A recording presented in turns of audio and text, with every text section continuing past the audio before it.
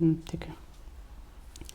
तो कल की क्लास में बेसिक डिस्कशन हम लोगों का कंप्लीट हो गया है कि कौन कौन से आपके सब्जेक्ट हो सकते हैं, कौन कौन से आपके सब्जेक्ट हो सकते हैं, फिर उनकी पॉसिबिलिटीज़ क्या हो सकती हैं, है ना, कि किस टाइप के क्वेश्चंस पूछे जाने हैं, कौन कौन से चैप्टर्स आपको पढ़ना है, ये सारा हो गया है। आज की क्लास में स्टार्ट किया जाएगा सब्जेक्ट को, है ना। तो बेसिक कंप्लीटेशन हो गया है, अब डायरेक्टली हम लोग पढ़ेंगे सब्जेक्ट को लेकर के, है ना। ये सारा कंप्लीटेशन हो गया है, किस सीरीज में चलना ये भी सारा डिस्कस कर लिया है, ठीक है। किस सब्जेक्ट से क्या क्या पूछा जाना है, कौन कौन से टॉपिक्स आपको पढ़ना है, क्लास टाइमिंग क्या होगी, कौन सी बुक्स आपको रेफर करना, वो सारा हम लोगों ने डिस्कस करा हुआ है। अब नेक्स्ट आना है हम लोगों को अपने सब्जेक्ट पे, है ना, ठीक है। चलिए, तो यहाँ से देखा जाता है, चलिए, तो हम लोग बात करते हैं सोम की, है ना। सिंपली डिस्कस किया जाता है स्ट्रेंथ ऑफ मटेरियल। अब कुछ देर आपको बहुत आराम से सुनना है ना। जब भी हम बात करेंगे स्ट्रक्चर की, है ना, जब भी बात करें स्ट्रक्चर की, तो स्ट्रक्चर में आपको हमेशा दो पार्ट मिलता है। जब भी बात करें स्ट्रक्चर के दो, आप बोल सकते हैं उसके दो एस्पेक्ट हो सकते हैं। फर्स्ट एस्पेक्ट इसकी एनालिसिस हो सकती है, दूसरा एस्पेक्ट क्या हो सकता है इसका डिजाइनिंग। तो कोई भी स्ट्रक्चर होगा उसका दो पार्ट मिलेगा आपको। पहला होगा कि आपको इसकी एनालिसिस करनी है, अब एनालिसिस में क्या क्या होगा वो आगे देखा जाएगा। दूसरा हो सकता है डिजाइनिंग, अगर बात की है एनालिसिस की, तो एनालिसिस में आपको 3 सब्जेक्ट मिलते हैं। किसी भी स्ट्रक्चर को एनालाइज करने के लिए आपको 3 सब्जेक्ट आपको सिविल में मिलेगा अभी के लिए। पहला होगा स्ट्रेंथ ऑफ मटेरियल, है ना, जो आप पढ़ेंगे पूरा। दूसरा होगा थ्योरी ऑफ स्ट्रक्चर, दूसरा आपको मिल जाएगा थ्योरी ऑफ स्ट्रक्चर, ठीक है, इसमें भी आप कंप्लीट एनालिसिस कर रहे हो। थर्ड आप बोल सकते हैं, है ना, थर्ड आप बोल सकते हैं इसके लिए आप इसको बोल सकते हैं यहाँ पे प्लास्टिक डिजाइनिंग, है ना। बट प्लास्टिक डिजाइनिंग का कुछ पार्ट कहाँ पे आता है, डिजाइनिंग में भी आ जाता है ना, कहाँ पे था, डिजाइनिंग में भी आ जाता है, ठीक है। तो आप यहाँ पे देखेंगे थ्योरी ऑफ स्ट्रक्चर हो जाएगा, सॉलिड मैकेनिक्स हो गया या इंजीनियरिंग मैकेनिक्स आप बोल लीजिए। नेक्स्ट आपको मिल जाएगा स्ट्रेंथ ऑफ मटेरियल। अब डिजाइनिंग में क्या क्या हो सकता है, तो डिजाइनिंग में हम पढ़ते हैं आरसीसी को, डिजाइनिंग में हम पढ़ते हैं स्टील को, डिजाइनिंग में हम पढ़ते हैं प्रीस्ट्रेस कंक्रीट को पढ़ा जाता है, प्रीस्ट्रेस कंक्रीट को पढ़ते हैं, ठीक है। तो दो एस्पेक्ट हो सकता है किसी भी स्ट्रक्चर का, पहला एनालिसिस हो सकता है, दूसरा डिजाइनिंग हो सकता है। तो अभी हम टोटली किस को फोकस करेंगे, एनालिसिस के ऊपर। अभी हम टोटली किस ऊपर फोकस किया जाएगा, एनालिसिस को लेकर के। अब बात आती है एनालिसिस में क्या क्या देखना है। तो सबसे बेसिक आपको ध्यान रखना है, जब भी हम बात करेंगे एनालिसिस की, है ना, तो एक सिंपल सा काम होगा, हमारे पास कोई भी क्या होगी, एक रिजिड बॉडी होगी। हमारे पास क्या होगा, एक रिजिड बॉडी होगा। उस रिजिड बॉडी के ऊपर क्या करेंगे हम लोग, फोर्स अप्लाई करेंगे। एक रिजिड बॉडी होगी, उसके ऊपर क्या किया जाएगा, फोर्स अप्लाई किया जाएगा।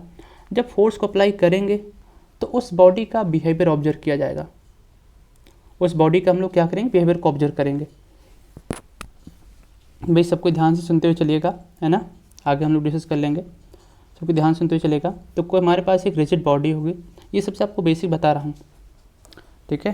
ये सबसे बेसिक हम लोग डिस्कस करें तो हमारे पास क्या होगी, रिजिड बॉडी होगी। उस रिजिड बॉडी के ऊपर हम क्या करेंगे, एक्सटर्नल फोर्स अप्लाई करेंगे। अभी उसके खुद के वेट की हम डिस्कशन नहीं कर रहे हैं, उसके खुद का वेट की वजह से क्या बिहेवियर होगा उसको डिस्कस नहीं कर रहे हैं। अभी हम सिर्फ सिंपल देख रहे हैं कि हमारे पास एक रिजिड बॉडी हो गई, उस रिजिड बॉडी के ऊपर एक्सटर्नल फोर्स को अप्लाई करा, ठीक है, एक्सटर्नल फोर्स को अप्लाई किया। और जब एक्सटर्नल फोर्स को अप्लाई किया, ठीक है, तो उसका बिहेवियर कैसा है, ठीक है, उसका बिहेवियर कैसा है। अब यहाँ पे मैंने कहा कि बॉडी में क्या हो गया, एक मिलता है रिजिड, दूसरा होता है नॉन रिजिड। एक होता है रिजिड, दूसरा होता है नॉन रिजिड। अब ये क्या होता है, इसको आगे देखा जाएगा। तो जब भी हम उसके बिहेवियर को ऑब्जर्व करेंगे, है ना, under the application of external load, तो ये जो बिहेवियर है, इस टर्म्स को हम क्या बोलते हैं, मैकेनिक्स बोलते हैं।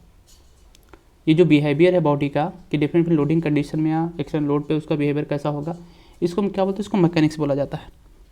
इसको हम लोग क्या बोलते हैं, मैकेनिक्स, ठीक है। तो एक बॉडी हो गई, एक्सटर्नल फोर्स अप्लाई करा, जब एक्सटर्नल फोर्स अप्लाई किया तो इसके बिहेवियर को ऑब्जर्व करें। उसके बिहेवियर को हम जब ऑब्जर्व करते हैं तो इसको क्या बोलता है, इसको बोला जाता है mechanics. The behaviour of a body under the application of external load, इसको क्या बोलेंगे, मैकेनिक्स।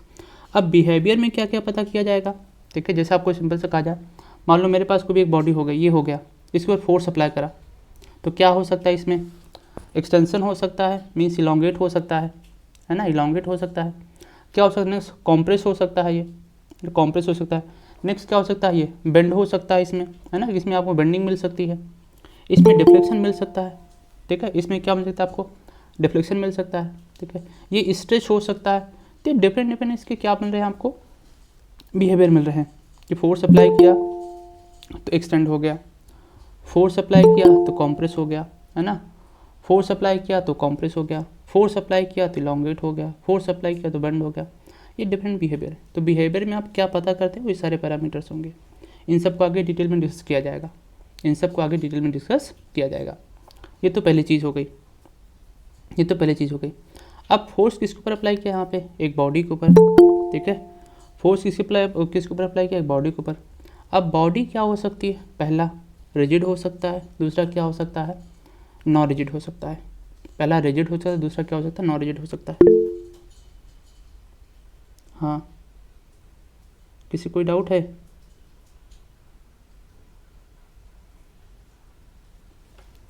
ठीक है, पहला क्या हो सकता है, रिजिड हो सकता है, दूसरा क्या हो सकता है, नॉन रिजिड हो सकता है। ठीक है, अब यहाँ हम देखते हैं जब फोर्स को अप्लाई करा, जब फोर्स को अप्लाई किया तो इसमें बताया आपको इलॉन्गेट हो सकता है, कॉम्प्रेस हो सकता है ना, बेंड हो सकता है, बेंड हो सकता है। ये सारे ऑब्जर्वेशंस आपको मिल जाएंगे, ये सारे ऑब्जर्वेशंस आपको मिल जाएंगे। ठीक है, लेकिन यहीं पर बात करते हैं बॉडी की। तो बॉडी कैसी हो सकती है, पहला रिजिड हो सकता है, दूसरा नॉन रिजिड हो सकता है। ठीक है, तो अगर आप रिजिड बॉडी के ऊपर ये सारे ऑब्जर्वेशन देख रहे हैं, रिजिड बॉडी की आप एनालिसिस कर रहे हैं, तो किसके अंदर आता है, वो आता है इंजीनियरिंग मैकेनिक्स के अंदर। वो किसके अंदर आता है, इंजीनियरिंग मैकेनिक्स के अंदर। अगर आप किसी डिफॉर्मेबल बॉडी को देख रहे हैं तो किस में आता है, शोम के अंदर। किस में आता है, शोम के अंदर। तो अब इसका हम लोग डिस्क्रिप्शन देख रहे हैं। तो इंजीनियरिंग साइंस को लिया, इंजीनियरिंग साइंस को 3 पार्ट में क्लासीफाई करा, सॉलिड मैकेनिक्स, फ्लूइड मैकेनिक्स और properties of material. Properties of material, तो आपको 3 चीज़ मिली, सॉलिड मैकेनिक्स, फ्लूइड मैकेनिक्स और properties of material. Properties of material, तो आपने बिहेवियर ऑब्जर्व करा किसी सॉलिड का, तो क्या बोल दिया, सॉलिड मैकेनिक्स। यही सेम ऑब्जर्वेशन आपने कहाँ पे किया, किसी फ्लूइड के ऊपर, तो क्या बोल दिया, फ्लूइड मैकेनिक्स, है ना। कहाँ पे किया, फ्लूइड के ऊपर, तो क्या बोल दिया, फ्लूइड मैकेनिक्स। अब ये डिफरेंट प्रॉपर्टीज़ को पता किया तो वो किसके अंदर आ जाता है, प्रॉपर्टीज़ ऑफ मटेरियल के अंदर आ जाता है, प्रॉपर्टीज़ ऑफ मटेरियल के अंदर आ जाता है। अब ये मैकेनिक्स टर्म्स यहीं पे नहीं ख़त्म होता, आप एक सब्जेक्ट और पढ़ते हैं, कौन सा, सॉइल मैकेनिक्स भी पढ़ते हैं। ठीक है, अब यही सेम ऑब्जर्वेशन आप ऑब्जर्व करिए, ये सेम इसके बिहेवियर को ऑब्जर्व करिए। कहाँ पे, सॉलिड के ऊपर किया तो सॉलिड मैकेनिक्स, फ्लूइड के ऊपर किया तो फ्लूइड मैकेनिक्स। अब यही सेम जब कहाँ पता करिए, सॉइल, तो सॉइल में क्या हो जाता है, सॉइल मैकेनिक्स। सॉइल में क्या होता है, सॉइल मैकेनिक्स। अब ध्यान सुनिएगा, सॉलिड में जो इलॉन्गेशन होता है, जो कॉम्प्रेशन होता है, सॉलिड में जो इलॉन्गेशन होता है, कॉम्प्रेशन होता है, सॉइल में वही स्वेलिंग और श्रिंकेज होता है। सॉइल में वही क्या होता है, स्वेलिंग और श्रिंकेज होता है। तो आपने कहा सॉइल स्वेल हो गया, सॉइल श्रिंक हो गया, वही ऑब्जर्वेशन कहाँ पे हो रहा होगा, ये सॉलिड मैकेनिक्स में। बट लोडिंग पैटर्न यहाँ पे क्या होंगे, डिफरेंट होंगे। अब वो सब आगे डिस्कस किया जाएगा। ठीक है, तो आपने यहाँ पे क्या किया, सॉलिड के बिहेवियर को ऑब्जर्व किया तो सॉलिड मैकेनिक्स बोल दिया, फ्लूइड के बिहेवियर को तो फ्लूइड मैकेनिक्स, सॉइल को किया तो सॉइल मैकेनिक्स हो गया। अब इन सब की प्रॉपर्टीज़ को पता किया, प्रॉपर्टीज ऑफ मटेरियल आपको मिल जाएगा। अब जो डिस्कस करना है वो हमें सॉलिड मैकेनिक्स को डिस्कस करना है। सॉलिड मैकेनिक्स को फर्दर 2 पार्ट में क्लासीफाई किया गया। पहला कौन सा, इंजीनियरिंग मैकेनिक्स, दूसरा कौन सा है, mechanics of solid strength of material, mechanics of highly deformable body. इसको क्या बोलते हैं, mechanics of highly deformable body, mechanics of highly deformable body. अब नाम में आ रहा है यहाँ से डिफॉर्मेबल बॉडी। ठीक है, यहाँ पे क्या है, शोम है, यहाँ पे क्या, mechanics of solid, mechanics of solid. अब ये क्या होता है, इसको देखते हैं। ठीक है, एक क्वेश्चन आपसे इंटरव्यू में यहाँ से पूछा जाता है, एक क्वेश्चन इंटरव्यू में आपसे यहाँ से पूछा जाता है। ठीक है, कि मैकेनिक्स और शोम में क्या डिफरेंस है। एक क्वेश्चन आपसे इंटरव्यू में पूछा जाता है, what is the difference between mechanics and Shome, है ना, मैकेनिक्स एंड शोम। तो ध्यान रखना, जब बात की जाए इंजीनियरिंग मैकेनिक्स की, तो इंजीनियरिंग मैकेनिक्स में हम स्टडी करते हैं किसी रिजिड बॉडी की।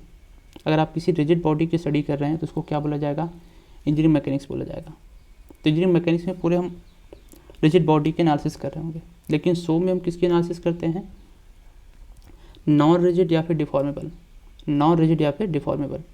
अब बात आती है कि डिफॉर्मेबल बॉडीज़ क्या होती हैं या नॉन डिफॉर्मेबल, फिर रिजिड और नॉन रिजिड, ये कौन कौन सी बॉडीज़ होती हैं जिनको देखा जाता है।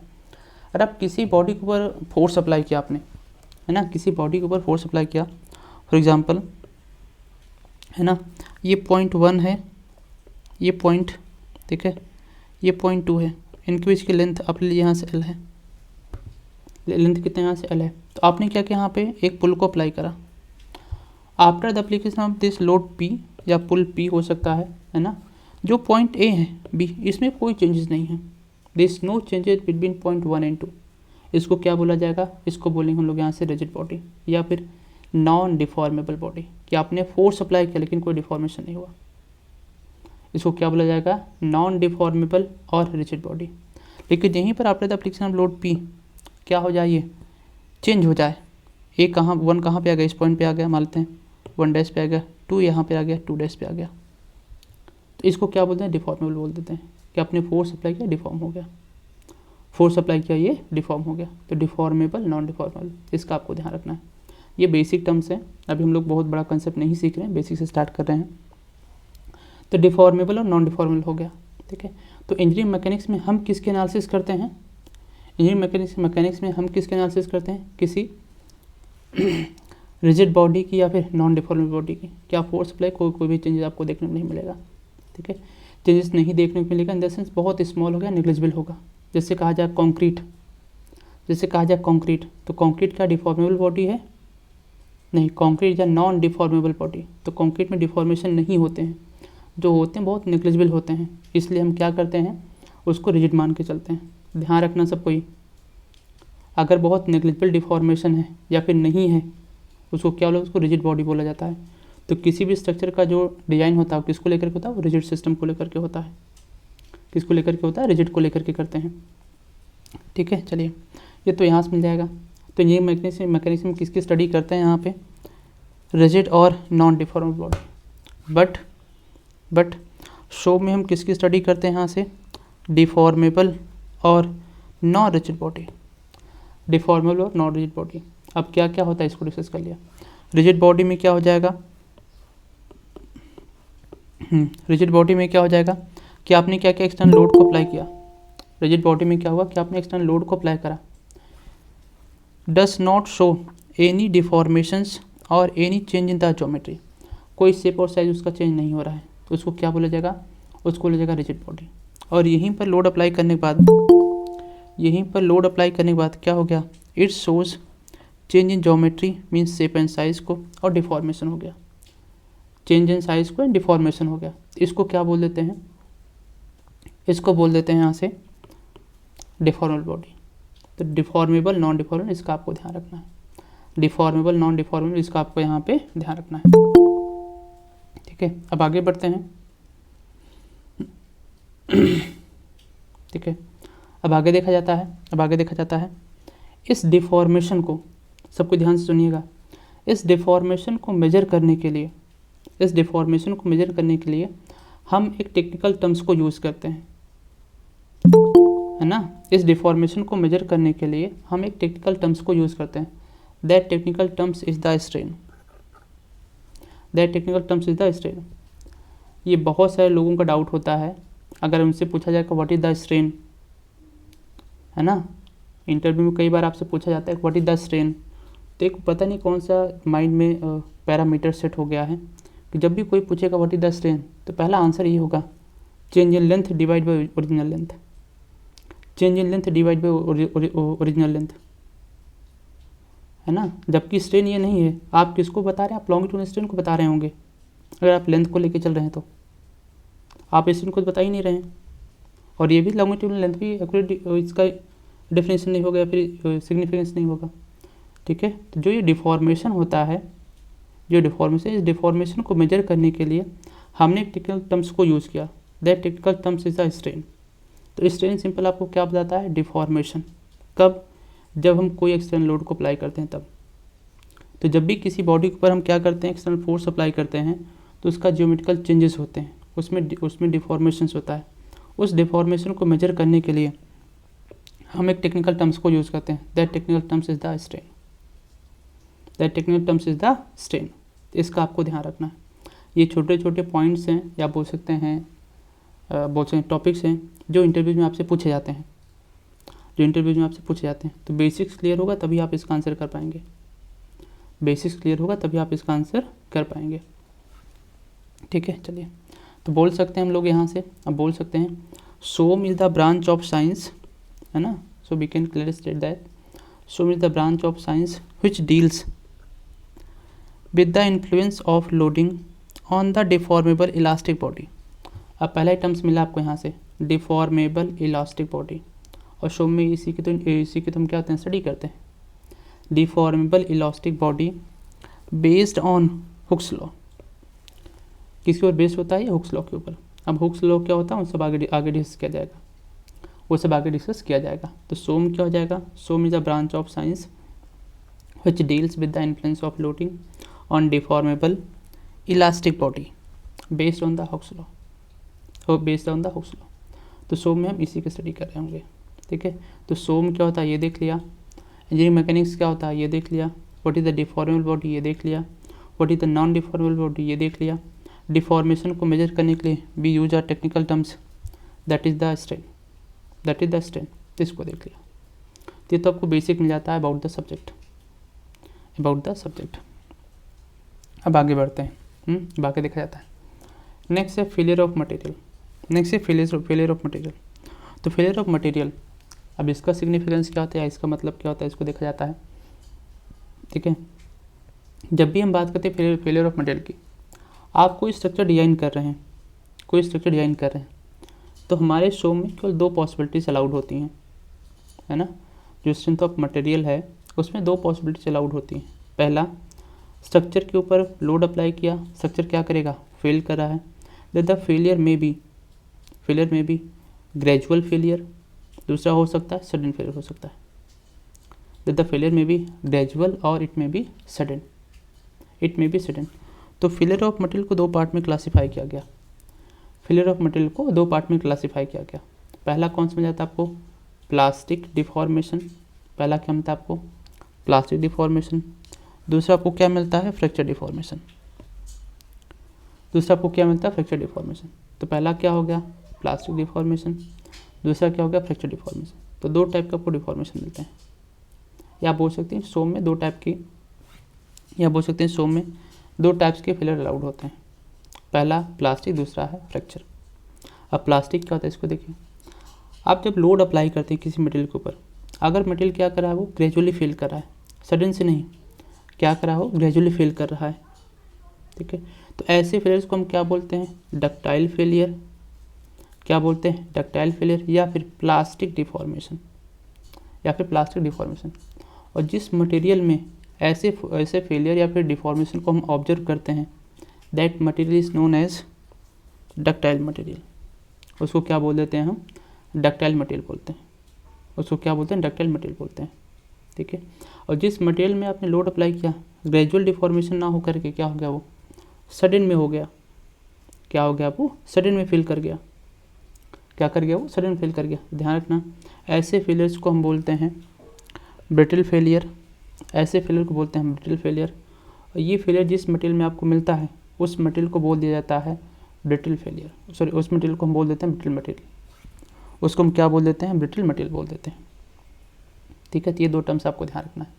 दो टाइप्स का फेलियर होगा, पहला प्लास्टिक डिफॉर्मेशन, दूसरा है फ्रैक्चर डिफॉर्मेशन। प्लास्टिक में जो मटेरियल होगा उसके अंदर फेलियर होगा, ग्रेजुअली होगा। जब ग्रेजुअल फेलियर होता है किसी मटेरियल के अंदर, है ना, तो इस फेलियर को हम क्या बोलते हैं, डक्टाइल फेलियर बोलते हैं। अब ये जिस मटेरियल के अंदर मिलेगा उसको क्या बोला जाएगा, डक्टाइल मटेरियल, दूसरा है फ्रैक्चर डिफॉर्मेशन, क्या हो जाएगा, मटेरियल में लोड अप्लाई किया, फेलियर हुआ, लेकिन ये फेलियर कैसा हुआ, सडन हो गया, तो इस फेलियर को हम क्या बोलते हैं, ब्रिटल फेलियर। जिस मटेरियल में ये चीज़ मिलती है उसको हम क्या बोल देते हैं, ब्रिटल मटेरियल बोल देते हैं। एग्जाम्पल के लिए आप देख सकते हैं, कंक्रीट हो जाएगा, ठीक है, ग्लास हो गया, है ना, ये आपको मिल जाएगा यहाँ से। नेक्स्ट रॉक हो गया, स्टोन हो गया, और यहाँ पे क्या मिल जाएगा, स्टील मिल जाएगा, एल्युमिनियम हो गया, है ना, एक्सेट्रा, ये आपको मिल जाएगा यहाँ से डक्टाइल में। ठीक है, मिल जाएगा आपको यहाँ से डक्टाइल में, तो इसका आपको ध्यान रखना है। अब थोड़ा इसको और आगे देखते हैं। अगर आपसे कहा जाए कि बीइंग अ डिज़ाइनर अगर आप किसी स्ट्रक्चर को डिज़ाइन कर रहे हैं तो आपकी कोशिश होगी जो स्ट्रक्चर में फेलियर हो, बिफोर द फेलियर आपको पता चले कि स्ट्रक्चर फेल हो रहा है ना, आपको पता चले कि स्ट्रक्चर फेल होने वाला है, फिर स्ट्रक्चर में फेलियर हो रहे हैं। ऐसा ना हो कि आप अचानक से मटेरियल फेल कर गया, ऐसा ना हो कि स्ट्रक्चर क्या कर जाए, अचानक से फेल कर जाए। तो बीइंग अ डिज़ाइनर आपको नोन होना चाहिए कि किसी मटेरियल में अगर फेलियर होगा तो कब हो सकता है ना, कब होगा नहीं, कब हो सकता है, ठीक है। और फेलियर पैटर्न कैसा हो ये भी आपको नोन होना चाहिए। लेकिन उसके लिए क्या करना होगा, आपको एक ऐसे मटेरियल को प्रेफर करना होगा जो क्या करे, ये इन्फॉर्मेशन आपको दे, जो क्या करे इस इन्फॉर्मेशन को आपको दे, ठीक है। अब इस फेलियर को लेकर के हम कर्व को प्लॉट करते हैं, स्ट्रेस स्ट्रेन कर्व को प्लॉट करते हैं। अभी इस पे डिटेल डिस्कशन किया जाएगा, ठीक है, इस पे डिटेल डिस्कशन हम लोग करेंगे। तो यहाँ पर एक पॉइंट मिलता है पॉइंट बी को बोला जाता है इलास्टिक पॉइंट, या इसको इलास्टिक लिमिट बोल देते हैं। इलास्टिक लिमिट के पहले है ना, इसको क्या बोला, इसको इलास्टिक रीजन बोला जाता है। इसके बाद आपको क्या मिलता है, यहाँ से प्लास्टिक रीजन मिलता है। क्या मिलता है, प्लास्टिक रीजन मिलता है। ये आपको किसके लिए मिलता है, यहाँ पे this is for the ductile material, दूसरा है ब्रिटल में आपको केवल पॉइंट ए मिलेगा। पॉइंट ए के बाद आपको क्या मिलेगा, यहाँ से सडन फेलियर मिल जाएगा। तो अगर आप मटेरियल ए के लिए देखेंगे, देखो इस पॉइंट के बाद आपको कितना सारा डिफॉर्मेशन हुआ, फिर यहाँ पे आके फ्रैक्चर हुआ, यहाँ पे क्या हुआ, थोड़ा सा डिफॉर्मेशन हुआ, फिर सडन में आकर यहाँ से करके क्या कर गया, फेल कर गया। ये तो पहली चीज़ हो गई। नेक्स्ट आपसे पूछा जाता है कि what does mean of failure में क्या मटेरियल टूट जाता है ना, या फिर वो केवल सर्विसेबल नहीं होता। आपसे इंटरव्यू में क्वेश्चन पूछाते हैं कि कोई मटेरियल है, ठीक है, मटेरियल में फेलियर हो गया, तो फेलियर मतलब क्या, दो पार्ट में टूट गया है ना, क्या उसमें टूट गया वो पार्ट, दो पार्ट में ब्रेक हो गया, या फिर केवल सर्विसेबल नहीं रहा। तो ध्यान रखना फेलियर को हम कैसे डिफाइन करते हैं, लॉस ऑफ इंजीनियरिंग फंक्शनैलिटी। तो failure is the loss of engineering functionality, जिसमें फेलियर हो भी, जिसमें फ्रैक्चर हो भी सकता है और नहीं भी हो सकता है। तो failure is the loss of engineering functionality may और मे नॉट बी फ्रैक्चर। इस टर्म्स को ध्यान रखिएगा, नहीं तो कई सारे लोगों के डाउट्स यही रहते हैं कि फेलियर मतलब क्या हो गया, वो दो पार्ट में टूट गया या उसमें फ्रैक्चर हो गया। तो फ्रैक्चर अलग है और फेलियर अलग है, ठीक है। तो फेलियर हो गया इसका मतलब टूट भी सकता है, फ्रैक्चर हो भी सकता है, नहीं भी हो सकता है, लेकिन अब वो सर्विसेबल नहीं रहा, ये तो श्योर है। तो देखो यहाँ से designer always prefer ductile material compare to brittle material because ductile material gives indication in the form of building. अब इस पॉइंट को आपके लिए इंपॉर्टेंट है, हम जो भी स्ट्रक्चर को डिजाइन करेंगे स्पेशली सिविल में, है ना, स्पेशली सिविल में, वो स्ट्रक्चर बिफोर द फेलियर आपको वार्निंग देते हैं। बिफोर द फेलियर आपको क्या देते हैं, वार्निंग देते हैं, या फिर इंडिकेशन देते हैं। अब इंडिकेशन कैसे देते हैं, इन द फॉर्म ऑफ बिल्डिंग, कि अब ये फेल होगा, या आप इसमें क्या होगा, फ्रैक्चर होगा, ठीक है। जैसे कहा जाए मान लीजिए एक यहाँ पे आरसीसी बीम है, मान लेते हैं कि आरसीसी यहाँ से बीम हो गई, इस पर क्या लोड को अप्लाई करा, हम लोगों ने इस पर लोड को अप्लाई करा, ठीक है। इस पर यहाँ पे क्या लोड को अप्लाई किया, अगर इसमें फेलियर होने वाला होगा तो आपको बॉटम पे क्या दिखेंगे, क्रैक्स दिखना स्टार्ट हो जाएगा। तो क्रैक्स दिखने का मतलब क्या हो गया, ये इंडिकेशन है या फिर वार्निंग है, कि अब जो स्ट्रक्चर है वो उसमें फेलियर हो सकते हैं, उसमें फ्रैक्चर हो सकता है, फिर फ्रैक्चर हो सकता है, ठीक है। तो ये क्या मिला आपको, यहाँ से वार्निंग मिला, ठीक है। स्टील क्या करेगा, यील्ड करेगा, और उसका इम्पैक्ट क्या होगा कंक्रीट के ऊपर, उसमें क्रैक्स दिखना स्टार्ट हो जाते हैं। तो जब भी हम डिज़ाइन करते हैं हमेशा किसको डिज़ाइन करते हैं, डक्टाइल मटेरियल को। क्योंकि before the failure it gives indication in the form of yielding. ध्यान रखना स्टील में क्या मिलता है, यील्डिंग मिलता है, और स्टील का इम्पैक्ट कंक्रीट के ऊपर क्या होता है, क्रैक्स डेवलप हो जाते हैं, ठीक है। तो ये आप मिल जाते हैं यहाँ से फेलियर ऑफ मटेरियल। तो जब भी हम डिज़ाइन करते हैं किसको डिज़ाइन करते हैं, डक्टाइल मटेरियल को, या बोल सकते जब भी डिज़ाइन में मटेरियल यूज करें डक्टाइल मटेरियल होगा, ठीक है, डक्टाइल मटेरियल होगा, और जो फेलियर हो रहा होगा वो कौन सा होगा, डक्टाइल फेलियर होगा। जो फेलियर होगा क्या होगा, वो डक्टाइल फेलियर होगा। ठीक है, तो 2 टॉपिक्स हमने देखा, पहला कि व्हाट इज द सोम, है ना, सब्जेक्ट का ब्रीफ देखा, दूसरा है यहाँ पे फेलियर इन मटेरियल। ठीक है, यहाँ तक क्लियर सभी को? सर यील्डिंग मींस फ्रैक्चर ना? नहीं, यील्डिंग मतलब फ्रैक्चर नहीं हुआ। फ्रैक्चर मतलब 2 पार्ट में टूट जाना। फ्रैक्चर मतलब 2 पार्ट में ये टूट जाना, तो फ्रैक्चर अलग है। यील्डिंग मतलब सिर्फ क्या हो रहा है वहाँ पे, लेंथ इंक्रीज कर रहा है बस, अभी टूटा नहीं है वो। Okay okay. ठीक है, चलिए अब आगे बढ़ा जाता है। नेक्स्ट यहाँ पे अजम्पशन। अब अजम्पशंस को सब कुछ ध्यान रखिएगा, है ना। इंटरव्यूज़ में ये बेसिक्स पॉइंट्स हैं जो आपसे पूछे जाते हैं। इंटरव्यूज़ में ये बेसिक्स पॉइंट है जो आपसे पूछे जाते हैं कि what are the assumptions that be used in SOM. ठीक है, चलिए तो देखा जाए तो पहला अजम्पशन है material is homogeneous. Material is homogeneous. ठीक है, हम सोम में जो डिफाइन करते हैं होमोजेनियस का मतलब वो प्रॉपर्टीज़ को लेकर के होता है ना। किस मटेरियल से बना है उसको लेकर के नहीं होता, किस मटेरियल से बना है वो उसको लेकर के नहीं होता। तो सोम में हम जो डिफाइन करते हैं होमोजेनियस को, उसका मतलब क्या होता है, properties of material. Properties of material, अब कैसे उसको आगे देखा जाता है। तो जब बात करें किसकी, होमोजेनियस की, तो गिवन डायरेक्शन में देखिए यहाँ पे homogeneous if it shows same elastic properties eight any point in given direction, है ना, एट एनी पॉइंट इन गिवन डायरेक्शन। अब इसका मतलब क्या हो गया, मान लेते हैं मेरे पास यहाँ पे एक मटेरियल हो गया, suppose we have a material, है ना, वी हैव मटेरियल। ठीक है, मैंने कहा पॉइंट 1 हो गया, ठीक है, पॉइंट 1 हो गया, पॉइंट 2, पॉइंट 3, पॉइंट 4, पॉइंट 5। अब ने एक डायरेक्शन आपको दे दिया, ये डायरेक्शन आपको बता दी, तो हर एक पॉइंट पर 1 पर 2 पर 3 पर 4 पर हर एक पॉइंट पर, है ना, सेम डायरेक्शन में, यहाँ से जो मैं आपको डायरेक्शन शो कर रहा हूँ, है ना, इस डायरेक्शन में आपको प्रॉपर्टीज़ क्या मिलेंगी, सेम मिलेंगी। लेकिन डायरेक्शन से आपको डिफाइन करना होगा, पॉइंट को नहीं, है ना, पॉइंट में आपको डायरेक्शन को डिफाइन करना होगा कि मान लो इस पॉइंट पे, है ना, गिवन डायरेक्शन में, इस डायरेक्शन में आप कहीं पे भी चेक करेंगे प्रॉपर्टीज़ आपको क्या मिलेंगी, सेम मिलेंगी। आप कहीं पे भी चेक करेंगे प्रॉपर्टीज़ आपको क्या मिलेंगी, सेम मिलेगी। तो हम यहाँ पे मटेरियल किससे बना उसको लेकर डिफाइन नहीं कर रहे हैं, मटेरियल किससे बना हम उसको लेकर डिफाइन नहीं कर रहे हैं, हम किसको डिफाइन कर रहे हैं यहाँ पे, प्रॉपर्टीज़ को। हम इसको डिफाइन करें यहाँ पे प्रॉपर्टीज़ को। होमोजेनियस का मतलब क्या हो गया, गिवन डायरेक्शंस में, गिवन डायरेक्शंस में किसी पॉइंट पे आप जाके चेक करेंगे, है ना, किसी भी जाके चेक करेंगे आपको हर एक पॉइंट पर गिवन डायरेक्शन में प्रॉपर्टीज़ क्या मिलेंगे, सेम मिलेंगे। इसका एक और एग्जांपल आपको देखता हूँ, मान लेते हैं सॉइल, है ना, इसका एक और एग्जांपल लेते हैं हम लोग यहाँ से, मान लेते हैं सॉइल, है ना, एक पेज को ऐड करता हूँ। ठीक है, ये हो गया, ग्राउंड हो गया, ठीक है, ये ग्राउंड लेवल हो गया, है ना, ये ग्राउंड लेवल है।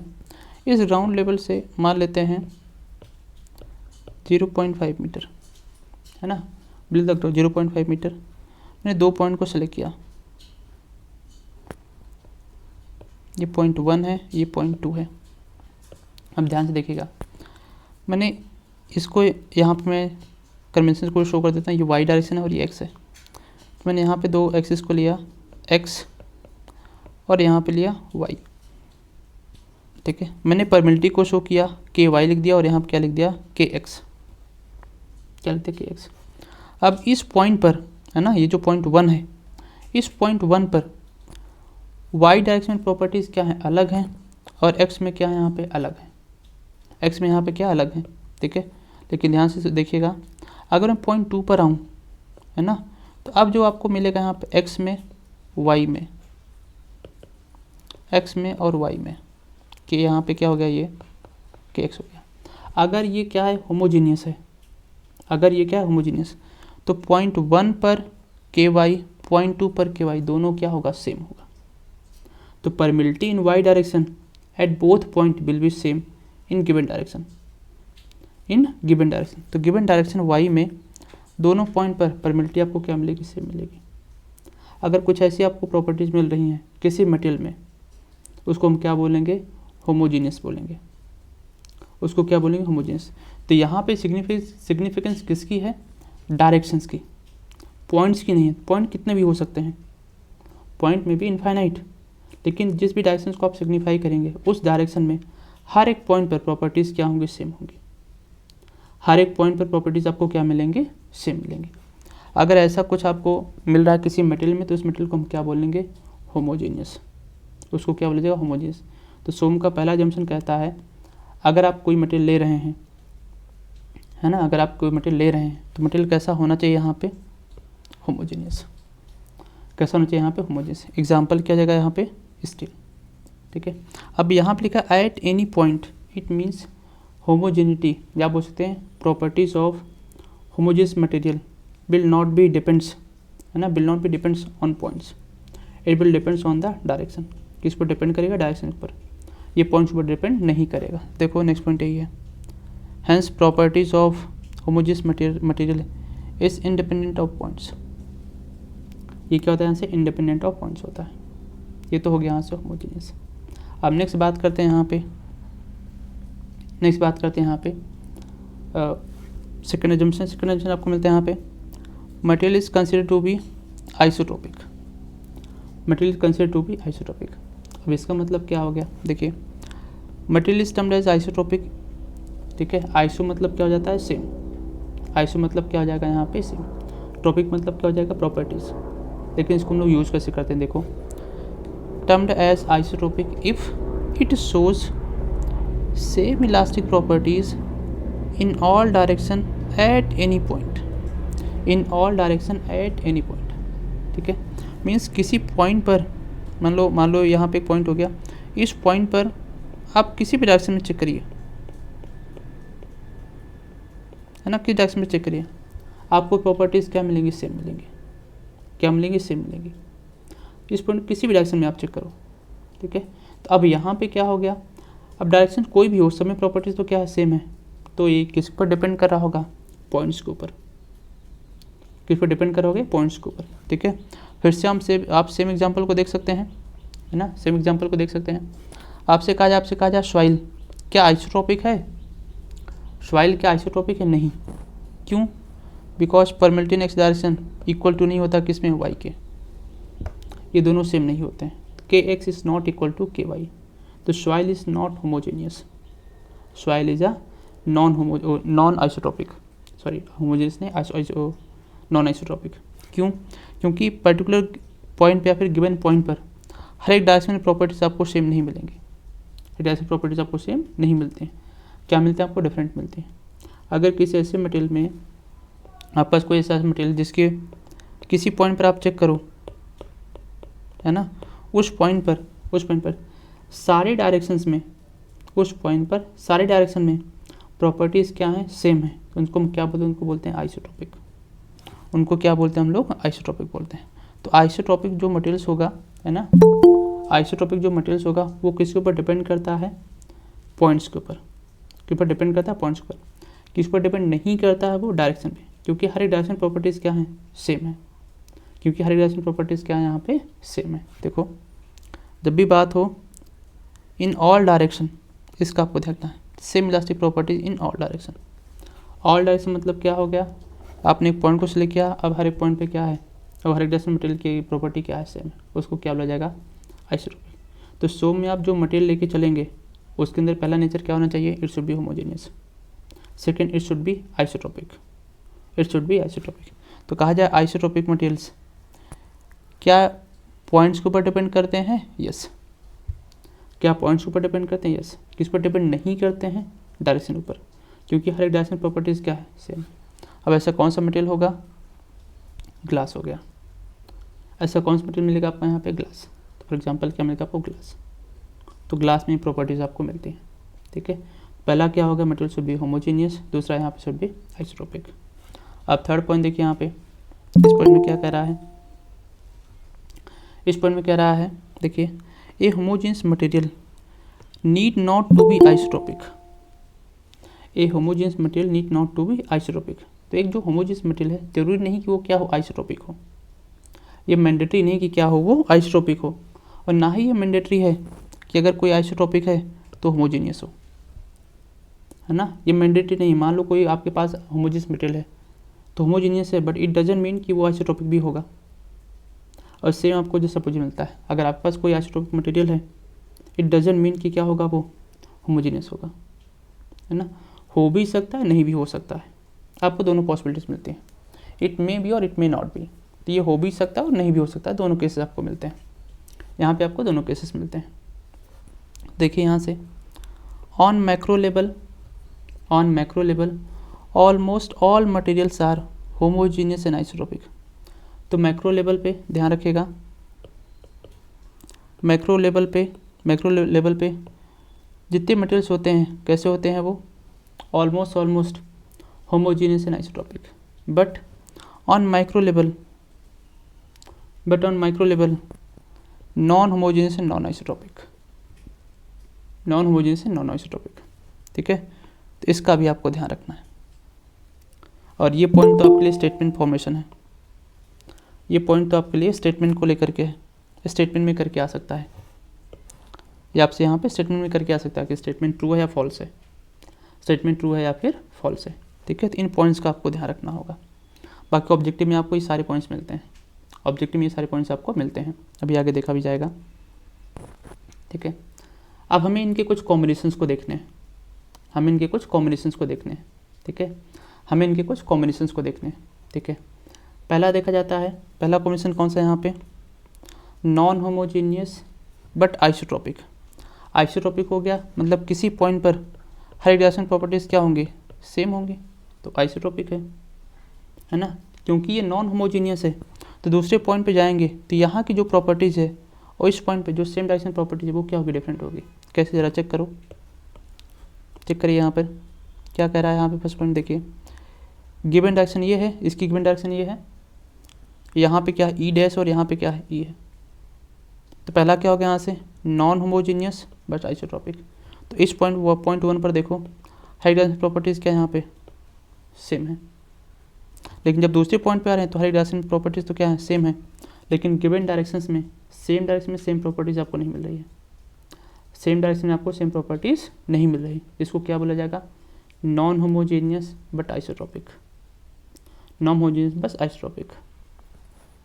नेक्स्ट है नॉन होमोजीनियस नॉन आइसोट्रोपिक। अब नॉन होमोजीनियस तो देख लिया, गिवन डायरेक्शन में प्रॉपर्टीज सेम नहीं होंगी, लेकिन नॉन आइसोट्रोपिक है मीन्स किसी पॉइंट पर हर एक डायरेक्शन में प्रॉपर्टीज़ क्या होंगी, डिफरेंट होंगी। तो देखो अगर यहाँ से क्या नॉन आइसोट्रोपिक तो हर एक डायरेक्शन में प्रॉपर्टीज़ क्या मिलेंगी, डिफरेंट मिलेंगी। तो 1 2 3 4 5 6, क्योंकि नॉन होमोजीनियस है तो पॉइंट 2 को देखेंगे तो यहाँ पे जो 1 है यहाँ पे क्या मिलेगा 1 डैश, यहाँ पे क्या मिलेगा 2 डैश, यहाँ पे क्या मिलेगा 3 डैश, यहाँ पे क्या मिलेगा 4 डैश, यहाँ पे क्या मिलेगा 5 डैश, यहाँ पे क्या मिलेगा 6 dash.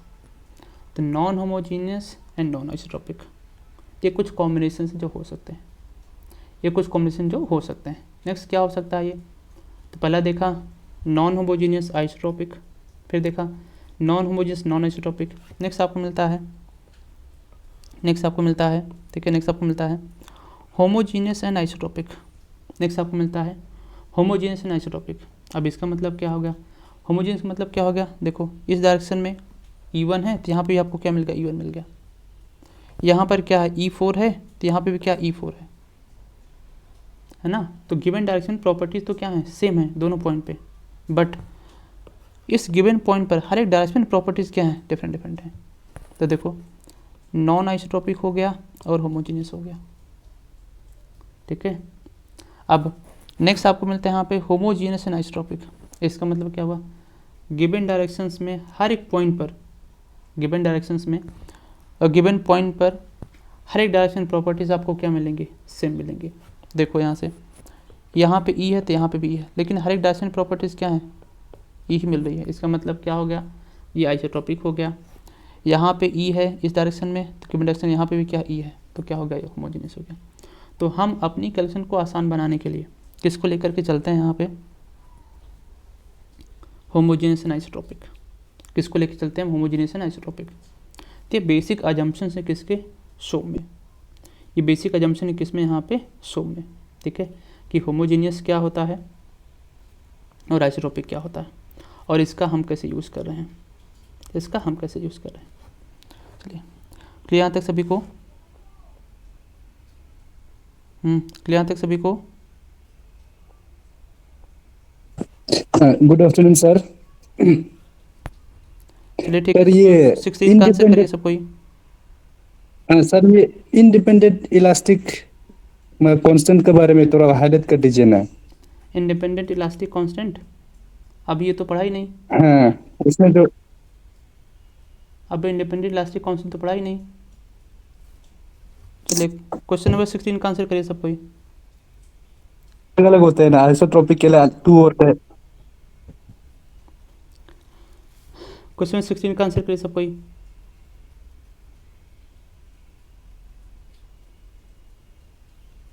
Answer question number 16।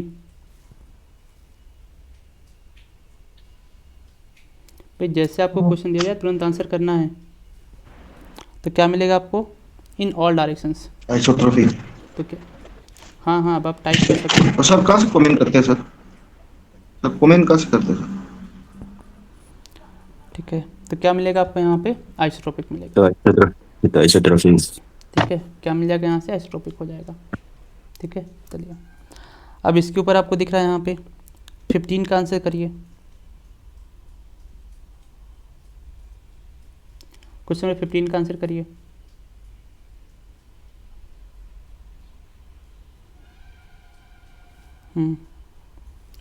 Large deformation, ठीक है, गुड, डक्टाइल, ओके। 14 का आंसर करिए। क्वेश्चन 14 का आंसर करिए।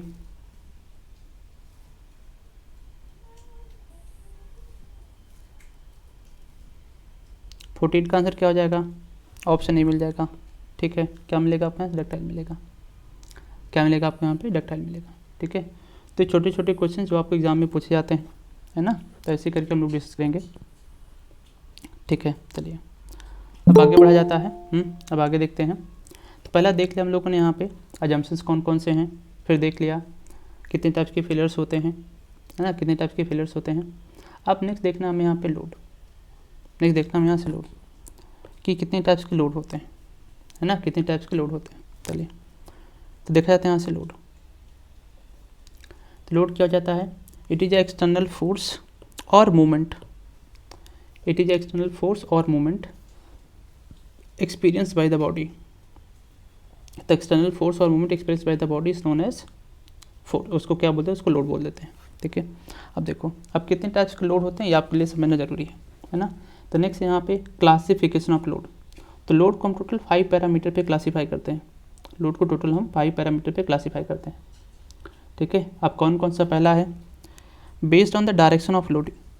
पहला है based on the direction of loading. तो इसमें क्या मिल जाएगा आपको यहाँ से? Axial longitudinal load. पहला क्या मिलेगा? एक्सियल लोड और लॉन्गिट्यूडनल लोड। क्या मिलेगा? एक्सियल लोड और लॉन्गिट्यूडनल लोड। अब इसका मतलब क्या हो गया? इसका मतलब क्या हो गया?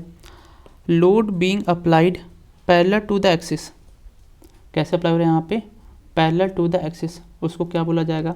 उसको बोलेंगे लॉन्गिट्यूडनल और एक्सियल लोड। उसको बोला जाएगा लॉन्गिट्यूडनल है एक्सियल लोड। ठीक है, चलिए दूसरा आपको मिलता है यहाँ पे ट्रांसवर्स लोड। अब ट्रांसवर्स लोड क्या हो जाता है? Load being applied perpendicular to the axis of member. कैसे? ये एक्सिस ऑफ मेंबर के परपेंडिकुलर है, उसको हम क्या बोलते हैं? ट्रांसवर्स लोड बोलते हैं। ट्रांसवर्स लोड को ही हम एक और नाम देते हैं, इसको लेटरल लोड भी बोला जाता है। इसको लेटरल लोड भी बोलते हैं। तो ट्रांसवर्स लोड और लेटरल लोड, ट्रांसवर्स लोड और लेटरल लोड। ठीक है, अब जो एक्सियल लोड है, एक्सियल लोड को फर्दर क्लासीफाई किया गया है। एक्सियल लोड को फर्दर कई सारे पार्ट में क्लासीफाई किया गया है। अब कौन कौन सा देखा जाता है? ठीक है, चलिए ठीक है, कौन कौन सा उसको हम लोग देखते हैं यहाँ पे। तो मैंने कहा यहाँ पर आपको बीम शो करा हुआ है। ठीक है, so this is the longitudinal axis. क्योंकि लेंथ के लॉन्ग है, क्योंकि इस एक्सिस को प्लॉट कर लेंथ के लॉन्ग, तो इसको क्या बोलते हैं यहाँ से? Longitudinal axis. तो देखो this is the longitudinal axis, क्योंकि लेंथ के लॉन्ग है। इसी को हम एक्सिस ऑफ मेंबर ही बोल सकते हैं। आप इसको एक्सियल एक्सिस भी बोल सकते हैं, है ना, आप इसको एक्सियल एक्सिस भी बोल सकते हैं। आप इसको एक्सियल एक्सिस भी बोल सकते हैं, है ना, आप इसको एक्सिस ऑफ मेंबर भी बोल सकते हैं। आप इसको एक्सिस ऑफ मेंबर भी बोल सकते हैं। आप इसको एक्सिस ऑफ मेंबर ही बोल सकते हैं। ठीक है, चलिए अब देखा जाता है यहाँ से जो भी लोड पैरेलली एक्ट होंगे axis of member longitude axis, उनको क्या बोला जाएगा, एक्सियल लोड या फिर लॉन्गिट्यूड लोड। चलिए ध्यान से देखिए। ठीक है, अब मैंने इसका एक पॉइंट लिया यहाँ पे, है ना, इसका एक पॉइंट लिया यहाँ से। पहला लोड देखो यहाँ पे, लोड 1 को चेक करो। लोड 1 ऐसे आउटवर्ड लग रहा है, देखिए ये यहाँ से लोड 1 है, this the load 1, this the load 1। दूसरा आउटर की तरफ जा रहा है, लोड 2 हो गया, क्या हो गया, यहाँ से लोड 2 हो गया। नेक्स्ट थर्ड को चेक करो, ये यहाँ से क्या है, थर्ड है लोड, ये यहाँ पे क्या हो गया, फोर्थ हो गया। तो 3 हो गया और 4 हो गया, 3 हो गया और 4 हो गया। ठीक है, 3 हो गया और 4 हो गया। अब नहीं देखिए जो फिफ्थ है, वो कहीं ऐसे लग रहा है, वो कहीं ऐसे लग रहा है। तो अब ज़रा ध्यान से देखो, ये एक्सिस ऑफ मेंबर है तो 1 क्या है, इसके पैरेलल है, एक्सिस के पैरेलल है। 2 भी क्या है, इसके पैरेलल है। 3 भी क्या है, इसके पैरेलल है। 4 भी क्या है, इसके पैरेलल है। और 5 भी क्या है, इसके पैरेलल है। मीन्स 1 2 3 4 एंड 5 ये पाँचों कैसे एक्ट हो रहे हैं यहाँ पे, parallel to the axis of member. इन पांचों को क्या बोला जाएगा, एक्सियल लोड या फिर लॉन्गिट्यूडनल लोड। इनको क्या बोला जाएगा, एक्सियल लोड और लॉन्गिट्यूडनल लोड। अब आगे देखते हैं load number E5, load number 6, ये था लॉन्गिट्यूडनल एक्सिस, है ना, ये था यहाँ से। अब इसके ऊपर ये लोड कैसे एक्ट हो रहा है, यहाँ पे परपेंडिकुलर है, देखो इसके परपेंडिकुलर है। तो एंगल कितना मिला होगा आपको, ये 90 डिग्री, कितना मिलेगा, 90 डिग्री। तो 5 हो गया, 6 हो गया, 6 हो गया, 7 हो गया, 8 हो गया और ये 9 हो गया, है ना। तो 6 7 8 और 9 ये कैसे यहाँ पे इस एक्सिस के कैसे हैं, परपेंडिकुलर है। इस एक्सिस कैसे हैं, perpendicular. The load which is acting perpendicular to the longitudinal axis उसको क्या बोला जाता है, लेटरल लोड और ट्रांसवर्स लोड। जो लोड पैरेलली एक्ट करेगा लॉन्गिट्यूडनल एक्सिस के उसको क्या बोला जाएगा, एक्सियल लोड और लॉन्गिट्यूडनल लोड, एक्सियल लोड और लॉन्गिट्यूडनल लोड। ठीक है, चलिए अब आगे देखा जाता है 1 और 2 मेंबर को क्या कर रहे होंगे, पुल करने की कोशिश कर रहे होंगे, तो इनको क्या बोलते हैं, इनको टेंसाइल फोर्स बोल देते हैं। 1 और 2 इसको क्या कर रहे होंगे, मिलके खींचने की कोशिश कर रहे होंगे, तो इसको क्या बोला जाएगा, यहाँ से टेंसाइल लोड। 3 और 4 इसको क्या करें, कॉम्प्रेस करने की कोशिश कर रहे होंगे, इनको क्या बोला जाएगा, इनको बोलते हैं हम कॉम्प्रेसिव लोड। क्या बोला जाएगा, कॉम्प्रेसिव लोड। ठीक है, अब लोड नंबर 5 कहाँ पे एक्ट हो रहा है, CG ऑफ द सेक्शन। देखो लोड 5 इसके एकदम सेंटर पॉइंट पे एक्ट हो रहा है, CG पर। तो अगर लोड कहाँ से पास कर रहा है, CG ऑफ द सेक्शन से, उसको क्या बोला जाता है, उसको बोलते हैं कंसेंट्रिक लोड। उसको क्या बोलते हैं, कंसेंट्रिक लोड। अगर लोड पास कर रहा है कहाँ पे, द CG ऑफ सेक्शन, उसको क्या बोला जाएगा, उसको बोलते हैं कंसेंट्रिक लोड। उसको क्या बोलते हैं, कंसेंट्रिक लोड। अगर लोड CG ऑफ सेक्शन से नहीं पास हो रहा है, अगर लोड CG ऑफ सेक्शन से पास नहीं हो रहा है तो उसको क्या बोलते हैं, उसको बोलते हैं इसेंट्रिक लोड। उसको क्या बोला जाता है, इसेंट्रिक लोड। अगर लोड CG से नहीं पास हो रहा है तो क्या हो जाएगा, वो इसेंट्रिक लोड।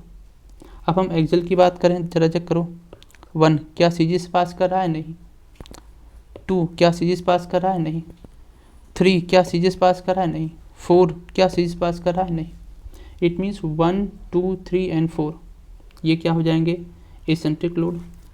5 क्या हो जाएगा, कंसेंट्रिक लोड। 1 2 क्या होंगे, पुल करने की कोशिश करें तो टेंसाइल लोड हो गया। 3 और 4 क्या करें, कॉम्प्रेस करने की कोशिश करें तो क्या बोलते हैं इसको, यहाँ से कॉम्प्रेसिव लोड बोल दिया। क्या बोलते हैं इसको, कॉम्प्रेसिव लोड। अब ये 1 2 3 4 5 कैसे एक्ट कर रहे हैं, parallel to the longitudinal axis, तो इनको क्या बोला जाएगा, एक्सियल लोड बोला जाएगा या फिर लॉन्गिट्यूडनल लोड बोलेंगे। ठीक है, अब देखो 7 6 7 8 और 9 ये कैसे एक्ट करें, यहाँ से perpendicular to the axial load, perpendicular to the longitudinal axis, या फिर आप बोल सकते हैं एक्सिस ऑफ मेंबर या फिर एक्सियल एक्सिस। इसको क्या बोलेंगे, ट्रांसवर्स लोड। उसको क्या बोला जाएगा, ट्रांसवर्स लोड। तो हम लोगों ने डायरेक्शन के बेसिस पे क्या लोड को क्लासीफाई करा, जरा चेक करो। कॉम्प्रेसिव 3 एंड 4 देखिए यहाँ से ये मिल जाएगा आपको 3 एंड 4 कॉम्प्रेसिव। तो चेक करो, equal and opposite forces trying to compress.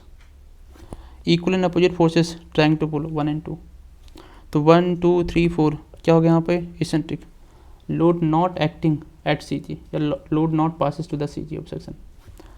Concentric क्या हो जाएगा, passing through the C G of section, तो देखो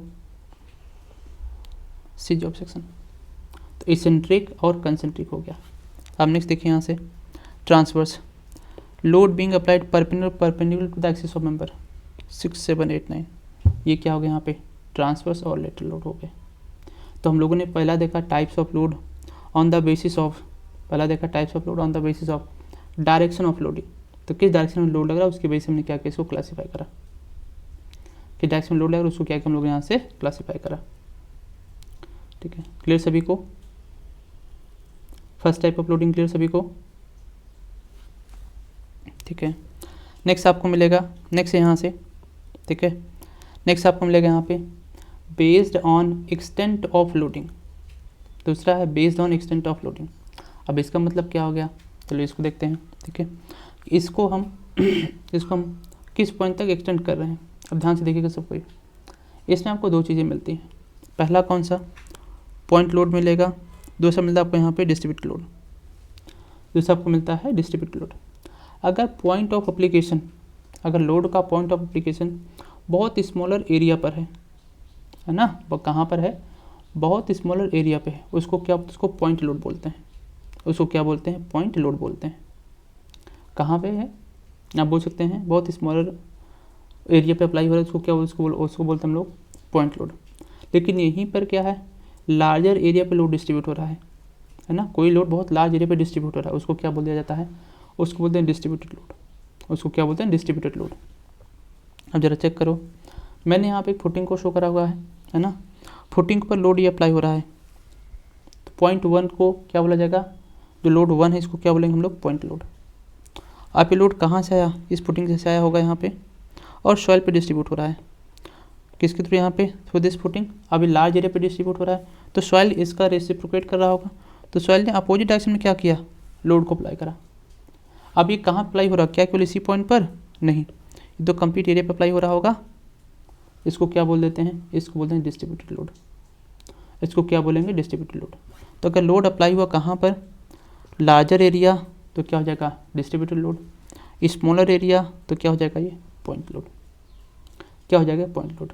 तो आपको दो टाइप्स के लोड मिलते हैं, based on the extent of loading, based on the extent of loading. ठीक है, चलिए अब थर्ड देखते हैं यहाँ पे, बेस्ड ऑन द डायमेंशन, ध्यान रहे ये हम क्लासीफाई करें on the basis of dimension, on the basis of dimension. तो इसमें आपको टोटल 3 मिल जाएंगे, कौन कौन सा, पहला देखते हैं, पहला है वॉल्यूम लोड या फिर बॉडी लोड। पहला कौन सा है, वॉल्यूम लोड या फिर बॉडी लोड। अब इसका मतलब क्या हो गया, ऐसा लोड जो कहाँ पे एक्ट करे, ओवर द बॉडी ऑफ, कहाँ पे एक्ट करे, ओवर द बॉडी या फिर over the volume, over the volume, है ना। आपसे कहा जाए बॉडी का लोड, तो क्या हो जाता है सेल्फ वेट हो गया, डेड लोड जिसको आप बोल देते हैं, है ना, डेड लोड आप बोल देते हैं। नेक्स्ट आपसे कहा जाए आप कार ड्राइव कर रहे हैं, तो कर्व पर, जहाँ पे कर्व होता है, जो बॉडी है ह्यूमन बॉडी, वो पूरा ओवरटर्न होने की कोशिश करती है, जो कार है वो भी ओवरटर्न होने की कोशिश करता है ना, पूरा बॉडी ओवरटर्न होने की कोशिश कर रहा है। ठीक है, तो मतलब लोड कहाँ पे एक्ट हो रहा है, over the body, over the body. यही सेम चीज़ कहाँ पे, फ्लूइड में, यही सेम चीज़ कहाँ मिलता है आपको, फ्लूइड में। ठीक है, तो फ्लूइड में क्या होता है, पूरे सरफेस पे, जिसको आप बोलते हैं आर्किमिडीज प्रिंसिपल, आर्किमिडीज प्रिंसिपल। ये देखो पॉइंट वेट ही तो है, तो बॉडी के वॉल्यूम के बराबर क्या होता है, वाटर फोर्स अप्लाई करता है अपोजिट डायरेक्शन में। तो अगर लोड एक्ट हो रहा है कहाँ पे, ओवर द वॉल्यूम और बॉडी, उसको क्या बोला जाएगा, वॉल्यूम लोड और बॉडी लोड। एग्जाम्पल क्या हो जाएगा, self weight, dead load, point weight, centrifugal force हो गए, सेंट्रीफ्यूगल फोर्स हो गए। ठीक है, दूसरा है सरफेस लोड, दूसरा है सरफेस लोड। अब सरफेस लोड क्या हो जाता है, ठीक है, अगर लोड कहाँ पे एक्ट हो रहा है, ओवर द सरफेस, लोड कहाँ पे एक्ट हो रहा है, ओवर द सरफेस, उसको हम क्या बोलते हैं, उसको बोल देते हैं सरफेस लोड, उसको बोलते हैं सरफेस लोड। अब एग्जांपल क्या होगा, जो सरफेस पे एक्ट हो रहा हो, पहला ही शियर फोर्स, दूसरा मिल जाएगा फ्रिक्शन, थर्ड मिल जाएगा ड्रैग फोर्स, है ना, थर्ड मिल जाएगा ड्रैग फोर्स, और क्या मिल जाएगा, परमिलिटी, परमिलिटी ऑफ सॉइल। इसका यूट्यूब पे एक वीडियो पड़ा होगा, उसको आप लोग देखिएगा, ये कैसे सरफेस पे एक्ट हो रहा होता है, कैसे सरफेस पे एक्ट हो रहा होता है। तो कोई लोड कहाँ पे एक्ट हो रहा है, ओवर द सरफेस, उसको क्या बोला जाएगा, सरफेस लोड। एग्जाम्पल क्या हो जाएगा, drag force, shear force, friction हो गया, फ्रिक्शन हो गया, ठीक है। नेक्स्ट आपको मिल गया यहाँ पे परमिलिटी हो गया, परमिलिटी हो गया। ये सभी क्या ये सभी क्या है, एग्जाम्पल है किसके, सरफेस लोड के। All these are the surface load, ठीक है, all these are the surface load, ठीक है। पहला हो गया वॉल्यूम लोड या बॉडी लोड, दूसरा हो गया सरफेस लोड। अब थर्ड यहाँ से मिलता है लाइन लोड, थर्ड मिलता है लाइन लोड। अब लाइन लोड का मतलब क्या होगा, लोड किसी एक ही डायरेक्शन में कॉन्सेंट्रेट हो, लोड क्या है, किसी एक ही डायरेक्शन में कॉन्सेंट्रेट हो, उसको हम क्या बोल देते हैं, उसको बोल देते हैं लाइन लोड, ठीक है। तो देखो, load which act over the length one direction, over the length one direction. अब इसका मतलब क्या हो गया, ठीक है। फॉर एग्जांपल के साथ समझा जाता है, ठीक है। जो ट्रेन होती है ना, जो आप देखते हैं ट्रेन, ठीक है, ट्रेन कहाँ पे कॉन्सेंट्रेट होता है, लेंथ के अलावा बहुत ज़्यादा मिलेगा लोड। आप देखेंगे जो क्रॉस सेक्शन दिखेगा आपको रेल का, नहीं आपको कुछ ऐसा दिखेगा, ठीक है। ये तो क्रॉस सेक्शन हो गया, बट ऐसे आपको ये पीछे पूरा लेंथ जा रहा होगा, इसी पे मूव करती जा रही होगी, मीन्स लेंथ के लॉन्ग, लेंथ के लॉन्ग उसका लोड क्या है, एक्ट हो रहा है, या बोलो इसका डोमिनेंस बहुत ज़्यादा है ना, उसका डोमिनेंस बहुत ज़्यादा, उसको हम क्या उसको बोलते हैं लाइन लोड। तो रेल लोड हो गया। नेक्स्ट रोड हो गया, है ना, रोड हो गया। रोड भी आप देखते हैं थिकनेस बहुत कम मिलेगा, विड्थ कम होगा as compare to length of the road. तो इसको क्या बोलते हैं, इसको बोल देते हैं हम यहाँ से लाइन लोड बोल देते हैं। सरफेस टेंशन हो गया, सरफेस टेंशन भी क्या होगा, लाइन लोड होगा, क्योंकि आपसे कहा जाए सरफेस टेंशन, तो सिग्मा क्या हो जाता है, फोर्स डिवाइड बाई एरिया, और एरिया में हम क्या लेते हैं, लेंथ इनटू थिकनेस ले लेते हैं, क्योंकि थिकनेस यूनिट लेके चलते हैं बहुत कम होती है, तो ओवर द सरफेस आपको मिलता है, ठीक है। लेकिन वो भी एक ही डायरेक्शन में कॉन्सेंट्रेट होता है, तो क्या बोलते हैं उसको, यहाँ से लाइन लोड।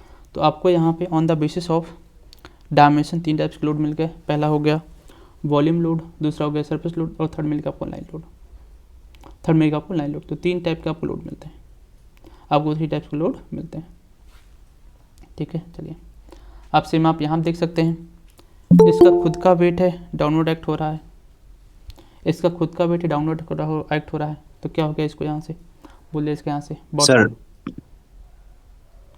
हाँ सर इसमें एक 1 3 2 ऐसा कुछ दिया है ब्रैकेट में, ये जो डायमेंशन को इंडिकेट कर रहा है कि भाई क्या चाह रहे हो, मैं बताऊँ या फिर ऐसे बीच में टोका टोकी होता रहेगा। मैंने एक भी बार कहा कि अभी टॉपिक ख़त्म हुआ, आपको पहले से बताया हुआ कि आप आराम से एकदम बैठिए, अगर कोई टॉपिक छूट जाएगा तब आप कहिएगा कि आपने इसको नहीं बताया, मैं तो खुद ही पूछते चलता हूँ, आप ऐसे रोकते रहेंगे फिर क्या ही होता रहेगा, या सर। है ना। तो इस चीज़ को आप लोग थोड़ा इम्प्रूव करिए, अब लोग छोटे बच्चे तो हैं नहीं कि बताया जाए कि ऐसे बैठो ऐसे बैठो, ठीक है। तो हम लोग 3 लोड को देख रहे हैं, पहला वॉल्यूम हो गया या बॉडी हो गया, दूसरा मिल गया सरफेस, और थर्ड मिल गया लाइन लोड, ठीक है। तो यहाँ पे क्या देखा हम लोगों ने, यहाँ पे देख रहे हैं ये वाटर का लेवल हो गया, है ना, ये वाटर का लेवल हो गया, और एक बॉल को हम लोगों ने यहाँ से इमर्ज करा, आप बोल सकते हैं एक सॉलिड बॉल है, इसको क्या किया, इस वाटर में इमर्ज करा, ऐसे यहाँ पे डिप करा, ठीक है। अब इस बॉडी का लोड क्या करा होगा, सेल वेट डाउनवर्ड एक्ट हो रहा होगा, है ना, डाउनवर्ड एक्ट हो रहा होगा। तो देखो इसको किस रिप्रेजेंट कर दिया, यहाँ से 1 से, देखो ये क्या लिखा हुआ है 1, तो क्या मिल गया यहाँ से, वॉल्यूम या फिर बॉडी का लोड। अब इसके सरफेस पे क्या एक्ट हो रहा होगा, इसके सरफेस पे चेक करिए, है ना, ठीक है। अब इसके सरफेस पे क्या एक्ट हो रहा होगा, इसको चेक करते हैं, ठीक है। इसके सरफेस पे लोड एक्ट हो रहा होगा, ठीक है। देखिए ये जो रेड कलर यहाँ से 3 शो हो रहा है, देखिए यही शो हो रहा है, इसके सरफेस पे लोड एक्ट हो रहा होगा, ठीक है। यहाँ से देखिए बॉल की चारों तरफ सरफेस पे लोड एक्ट हो रहा होगा, तो उसको किस रिप्रेजेंट कर दिया, यहाँ से 3 से। तो कहाँ पे एक्ट हो रहा है, इसके सरफेस पे, तो क्या हो गया, यहाँ पे 3 लिख दिया। अब इसके एकदम जहाँ पे इमर्ज हो रहा होगा वहाँ पे क्या डेवलप हो रहा होगा, सरफेस टेंशन, है ना, वहाँ पे क्या डेवलप होगा, सरफेस टेंशन। तो देखो किस रिप्रेजेंट कर दिया इसको यहाँ से 2 से। किस सीरीज को रिप्रेजेंट कर दिया यहाँ से 2 से, तो क्या मिल गया आपको यहाँ से लाइन लोड। देखो तो 2 में क्या मिल गया आपको लाइन लोड। तो एक बॉल को लिया हम लोगों ने, उसको क्या किया वाटर में इमर्ज करा, तो उसका वेट डाउनवर्ड एक्ट हो रहा है, तो क्या हो गया बोल दिया उसको वॉल्यूम लोड या फिर उसका डेड लोड बोल दिया या सेल वेट बोल दिया। ठीक है, उसके सरफेस पे वाटर फोर्स अप्लाई कर रहा होगा स्किन पे, तो क्या बोल दिया उसको यहाँ पे उसको हम लोगों ने बोल दिया यहाँ पे सरफेस लोड। ठीक है, क्योंकि उसके सरफेस पे एक फ्रिक्शन भी एक्ट हो रहा होगा, कहाँ पे, over the vicinity of the atmosphere and water, तो क्या बोलते हैं उसको यहाँ पे सरफेस टेंशन, है ना। तो 3 चीज़ें मिल गई, 3 हम लोगों ने यहाँ से देख लिया। ठीक है, हाँ आप किसी कुछ पूछना है? अभी क्लियर हो गई सर। क्लियर सभी को? चलिए अब फोर्स मिलता है यहाँ से based on the variation of time, based on the variation of time, है ना। तो पहला हम लोगों ने देख लिया on the basis of loading direction, दूसरा एक्सटेंट ऑफ लोडिंग, थर्ड देख लिया हम लोगों ने यहाँ पे वॉल्यूम, है ना। तो थर्ड देख लिया हम लोगों ने डायमेंशंस, और फोर्थ मिलकर based on the variation of time, ठीक है। चलिए अब टाइम के बेसिस पे इसको देखते हैं। पहला आपको मिलेगा यहाँ पे स्टैटिक मिलेगा, दूसरा मिलेगा यहाँ पे डायनामिक मिलेगा, दूसरा मिलेगा आपको डायनामिक। अब स्टैटिक क्या होता है इसको देखते हैं। ठीक है, आपने लोड को अप्लाई करा किसी एक पॉइंट पर, ठीक है।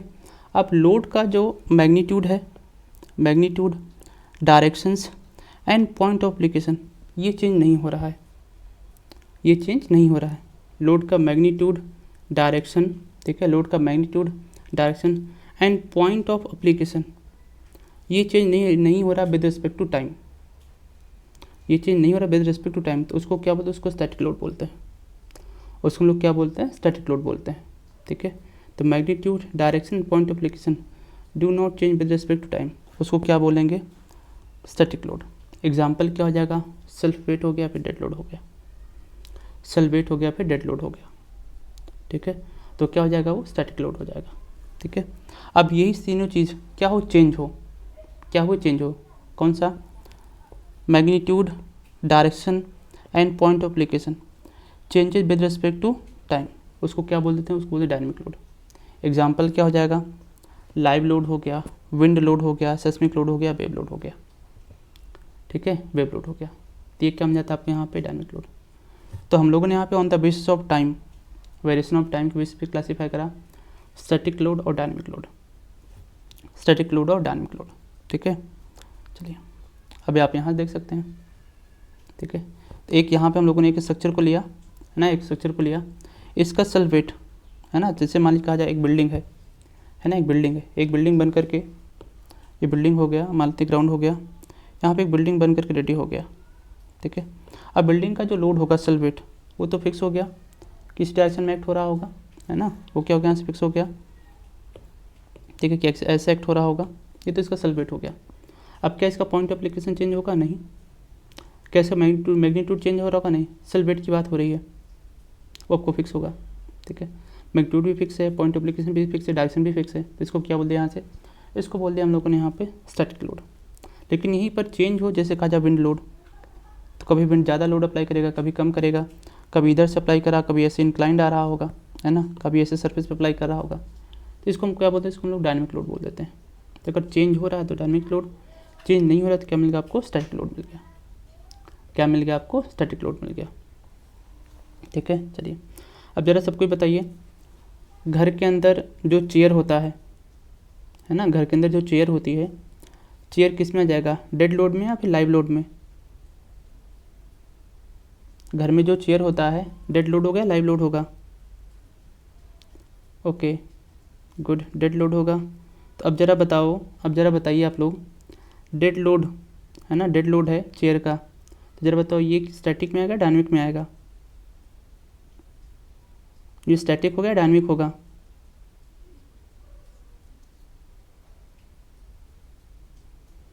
अच्छा मतलब क्या चेयर एक जगह लाके फिक्स कर दिया फिर दोबारा उसको कहीं उठाना नहीं है,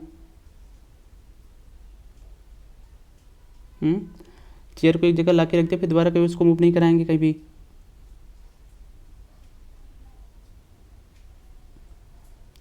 हाँ, ये बेसिकली बताने का मतलब ये है ठीक है। तो आपको ये बिल्कुल सोच नहीं चलना है कि जो डेड लोड है वो हमेशा स्टैटिक ही होगा, नहीं, वो डायनामिक भी हो सकता है ना, वो डायनामिक हो सकता है, ठीक है। ये चीज़ पूछने में इसलिए आपका यही मतलब था कि आप ऐसा याद करके मत चलिए कि डेड लोड है तो हमेशा स्टैटिक ही होगा, है ना। आप ये बिल्कुल सोच मत चलिए डेड लोड है हमेशा स्टैटिक ही होगा, बट मोस्ट प्रॉब्ली जो डेड लोड होता है वो स्टैटिक ही होता है ना। अच्छा, घर का जो एसी होगा, एसी कौन सा लोड होगा, डेड लोड या लाइव लोड, या फिर लाइव लोड होगा, डेड लोड में आ जाएगा। ज़रा बताओ, जो एसी का लोड होगा वो स्टैटिक में आएगा, डायनामिक में आएगा?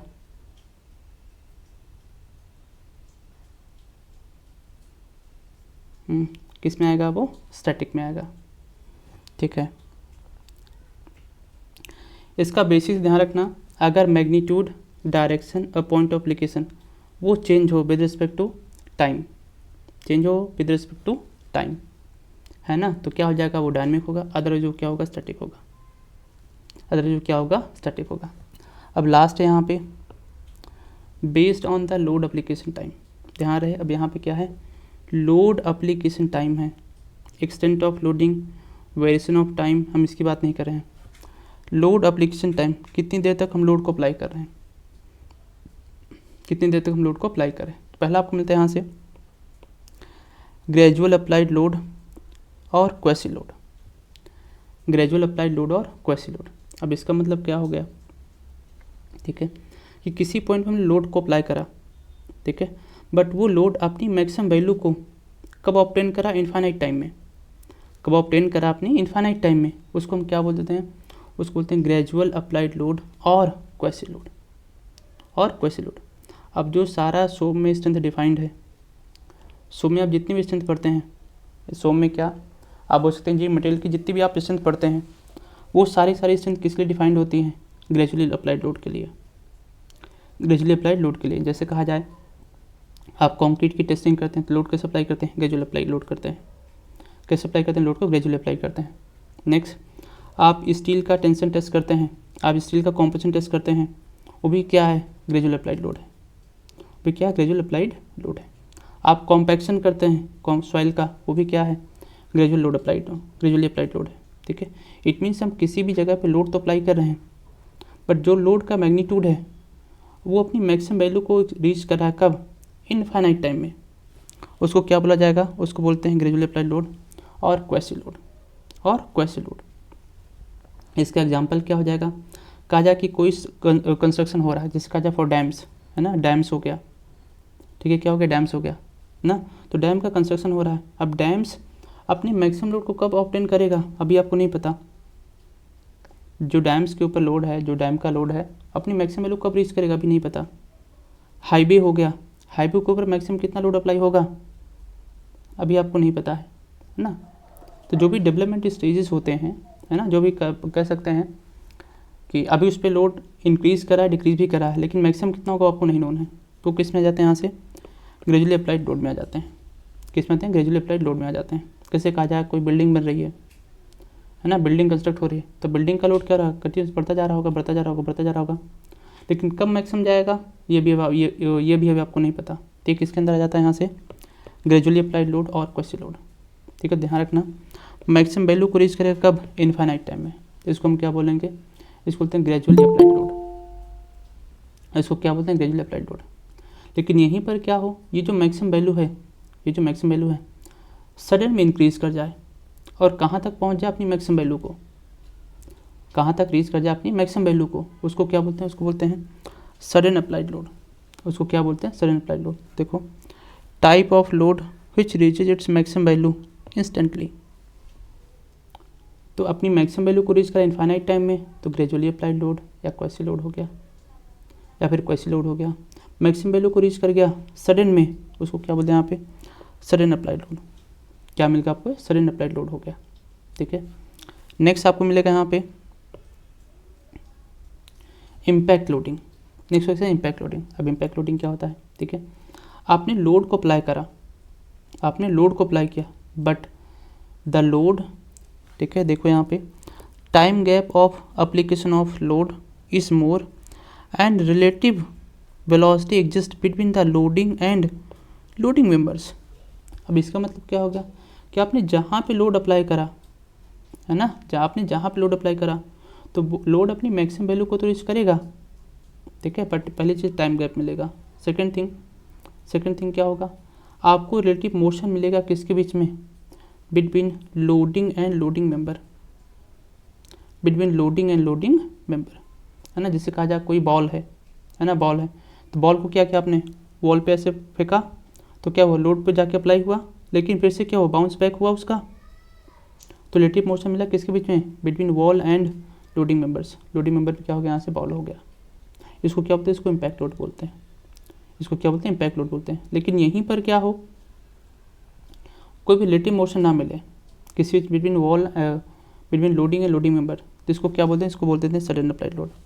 जैसे आपसे कहा जाए, एक एग्जांपल दिया जाए, मान लो यहाँ पे एक सरफेस है, इस पर आपने क्या किया, एक हैमरिंग करा है ना, आप हैमर को फॉल कराया, लेकिन हैमर लिफ्ट नहीं हुआ, ये आया और ऐसे यहाँ से बैठ गया है ना, या और ऐसे यहाँ पे बैठ गया, लिफ्ट नहीं हुआ, इसका मतलब क्या हो गया, यहाँ पे सडन अप्लाइड लोड है, मैक्सिमम वैल्यू को रीच कर गया।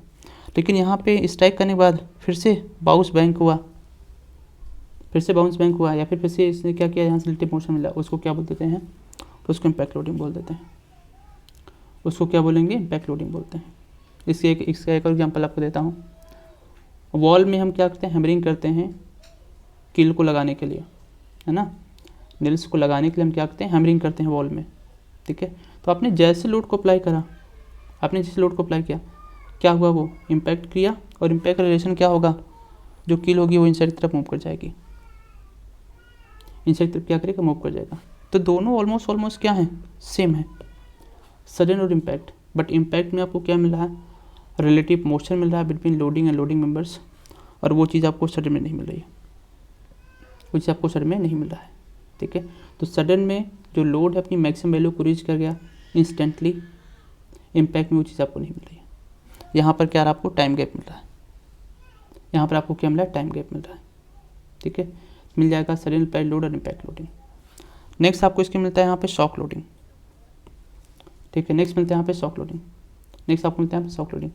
अब शॉक लोडिंग में आपको कोई भी टाइम गैप नहीं मिलेगा, इंस्टेंट टाइम में, या आप बोल सकते हैं very short period of time, very short period of time, आप बोल सकते हैं t=0 सेकेंड पर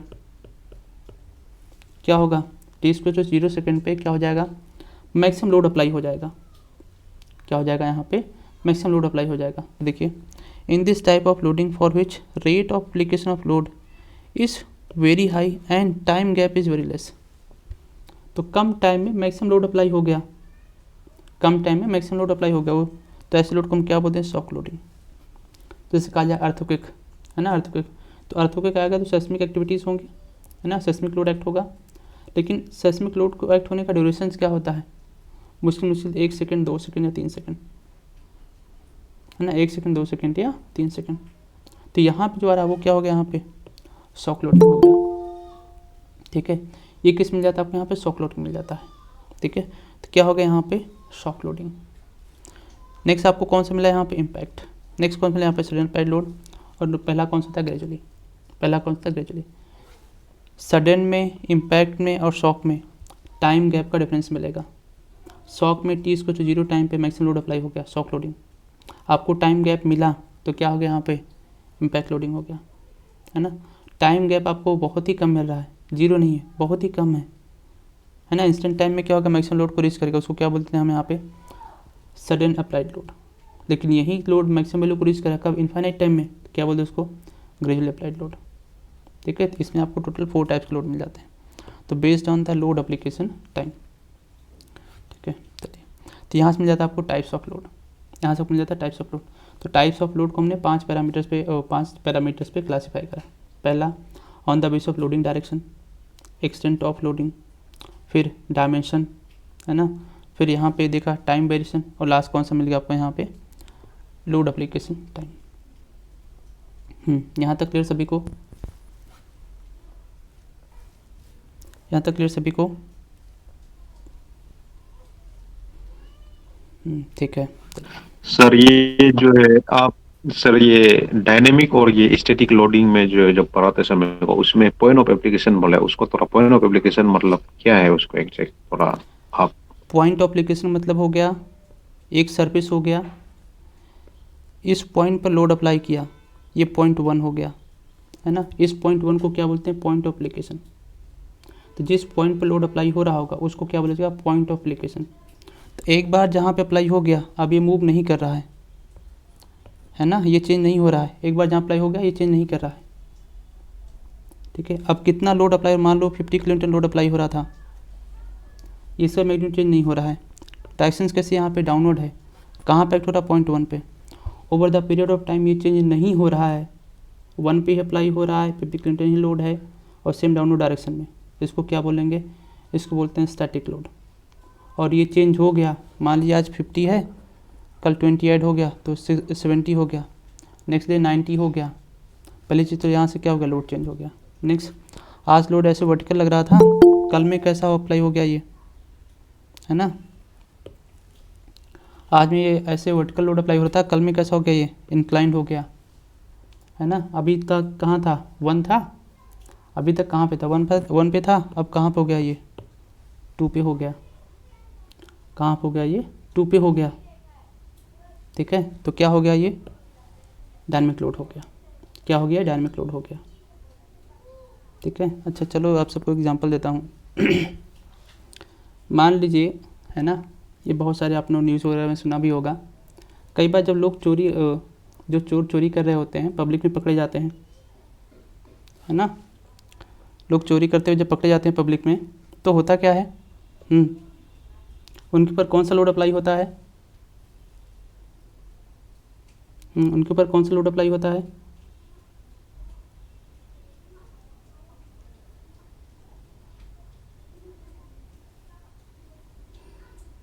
हाँ। तो पॉइंट ऑफ एप्लीकेशन नहीं पता होगा, है ना, पॉइंट ऑफ एप्लीकेशन नहीं पता होगा, बस ये पता है कि लोड अप्लाई हो रहा है। डायरेक्शन कौन सी होगी नहीं पता है, मैग्नीट्यूड कितना होगा नहीं पता है, ये तो पहली चीज़ हो गई।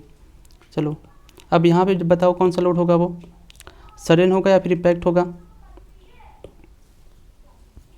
सडन लोड होगा या इम्पैक्ट लोड होगा, इम्पैक्ट होगा। सडन लोड होगा इम्पैक्ट लोड होगा,